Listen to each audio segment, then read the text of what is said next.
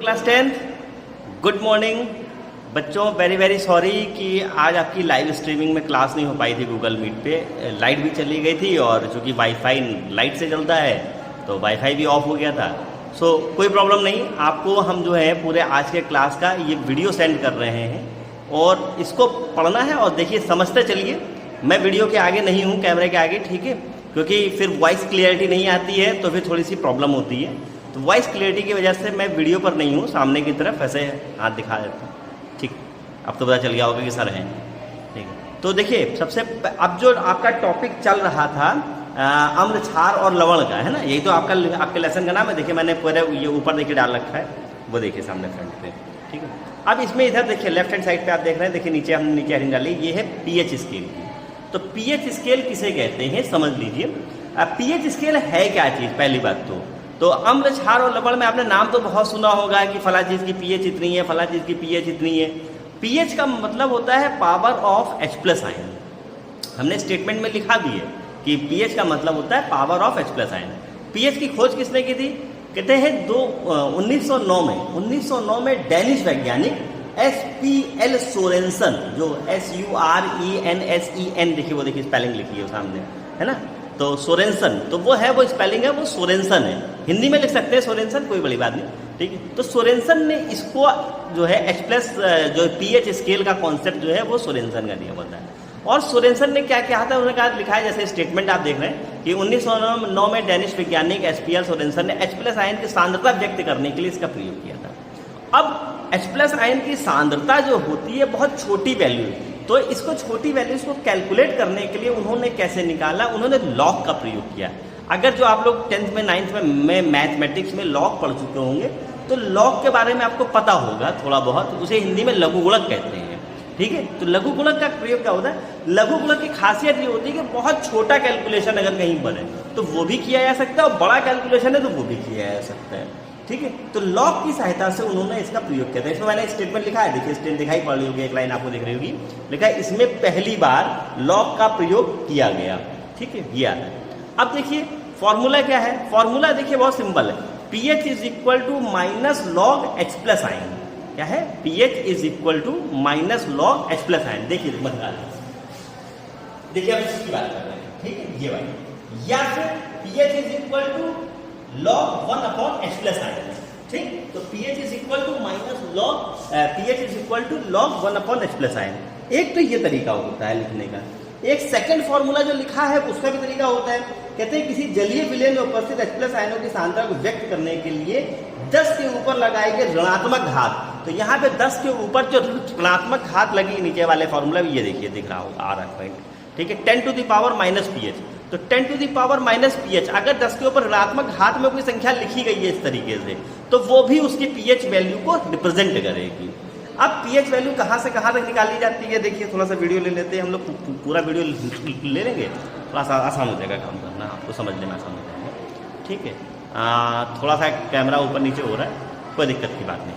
तो देखिए 25 degree centigrade पर, कहते हैं 25 डिग्री सेंटीग्रेड पर पीएच पैमाने का 0 से लेकर 14 तक विस्तार होता है। इसका मतलब अब 0 से पीएच वैल्यू स्टार्ट होगी और कहाँ तक जाएगी, 14 तक जाएगी। तो इसका मतलब पीएच की वैल्यू है, अगर अब इसको 2 भागों में बांट लीजिए, 7 को आप अपना बना लीजिए, मतलब उसको मेन पॉइंट बना लीजिए। पीएच वैल्यू जब 7 होगी, ठीक है, तो जो विलयन होगा वो उदासीन होगा, समझ लीजिए। विलयन कैसा होगा, उदासीन होगा, ना अम्लीय होगा ना क्षारीय होगा। जब पीएच वैल्यू 7 से कम होगी तो विलयन अम्लीय होगा, 7 से कम होगी, ये याद रखिएगा, ठीक है। और अगर पीएच वैल्यू 7 से ज़्यादा होगी तो विलयन जो है वो अम्लीय ना हो करके या उदासीन ना हो करके वो क्षारीय प्रकृति का हो जाएगा। ये आप पहले से इतने पॉइंट्स याद रखिए विलयन के पीएच के बारे में, ठीक है।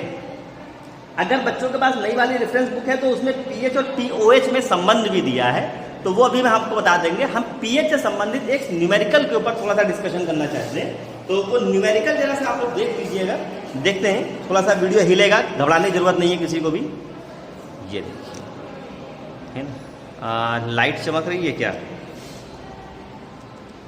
ये देखिए, मैं क्वेश्चन डिक्टेट कर दे रहा हूँ, जहाँ पे लाइट पड़ रही वहाँ तो दिख नहीं रहा होगा आप लोगों को।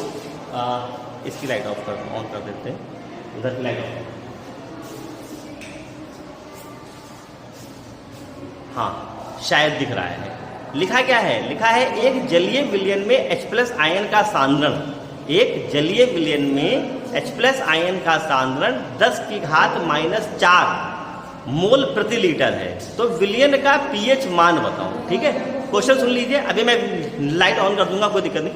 एक जलीय विलयन में H+ आयन का सांद्रण 10 to the power 1.0 into 10 to the power -4 है। तो जहाँ पे 9 हो गया नीचे उसको 4 करना पड़ेगा। ठीक है, -4 है। ठीक है, तो मोल प्रति लीटर का मोल प्रति लीटर है, तो विलयन का pH मान बताओ। तो अब देखिए इसको हल कैसे करेंगे, सॉल्व कैसे करेंगे। लाइट आ गई। ठीक है, तो अब कैसे इसको हल किया जाएगा? पहले तो फॉर्मूला लिखा जाएगा। ठीक है, फॉर्मूला क्या है? pH = -log H+ ion. अब यहाँ पे 9 लिख दिया था मैंने गलती से, इसको हल कर इसको हटा देते हैं यहाँ से। यहाँ पे ये होगा -4। अब देखिए करने का तरीका क्या होगा इसको करने का तरीका बेटा ये है कि चाहे पहले तो आप सूत्र लिखिए। ठीक है, pH का, कि pH = -log H+ आयन, पहले फॉर्मूला लिखिए। अब इस फॉर्मूले में वैल्यू पुटअप कीजिए। देखिए सांद्रता कितनी दे रखी है? 1.0 है ना, 1.0 इंटू 10⁻⁴ दे रखी है। इस वैल्यू को जो ब्रैकेट के अंदर H+ आयन लिखा है, ये इसका मान है। इस जगह पे ये वैल्यू पूरी रख दीजिए। ठीक है, अब चूंकि जो वैल्यू है 1.0, तो 1 का कोई कैलकुलेटिव आंसर तो आता नहीं है गणित में गुणा करने पे, तो 1 को हम हटा देते हैं। हम खाली काम करते हैं 10 to the power -4 पे। तो 10 to the power -4 से कैसे निपटेंगे? जिन बच्चों को लॉग निकालना आता है उनको एक सूत्र पता होगा लॉग में, log m की पावर -n। अगर कहीं पे देखिए मैंने कोने पे लिखा लाइट की रोशनी, थोड़ी रोशनी ज़्यादा पड़ रही है, थोड़ा सा और ले लेते हैं हल्का सा, जितने लगेगा आप लोगों को। ठीक है, ये -m की पावर -n है। ठीक है, तो इसका सूत्र हो जाता है -n log m हो जाएगा, -n log m। फिर मैं बोल रहा हूँ कि 1.0 को छोड़ दीजिए, हटा दीजिए उसको। तो अब ये कॉम्पैक्ट होकर के, शॉर्ट होकर के क्या बन करके आ गया? -log और ब्रैकेट में 10 to the power -4। आप सूत्र लगा दीजिए, -4 को उठा करके जरा इधर लेकर के आइए। एक माइनस पहले से बाहर था, ये माइनस के साथ 4 को ले आइए। और log 10 के पावर, जो ये log चल रहा है हमारा किस पे चल रहा है? 10 की घात पे चलता है। ठीक है, 10 की पावर पे चल रहा है। तो log 10 नहीं, सॉरी पावर नहीं, सॉरी log 10 के बेस पे चलता है। ठीक है, सॉरी गलत बात हुई है, log 10 के बेस पे चलता है। तो log 10 के बेस पे हम लोग बना रहे हैं। ठीक है, तो log 10 के बेस पर 10 की वैल्यू जो होती है वो 1 होती है। log 10 पर 10 की वैल्यू 1 होती है। तो अब क्या होगा? अब इस तरीके से pH वैल्यू क्या निकल करके आएगी? 10 की वैल्यू तो 1 हो गई, इधर बचा केवल 4 और माइनस बाहर लगा हुआ था। तो आंसर हो जाएगा आपका। ठीक, इस तरीके से pH वैल्यू निकाली जाएगी। इस वीडियो को यहीं पे रोक रहे हैं, अभी हम एक वीडियो और आपके लिए अरेंज करते हैं। जब तक आप इसको कीजिए। Thank you.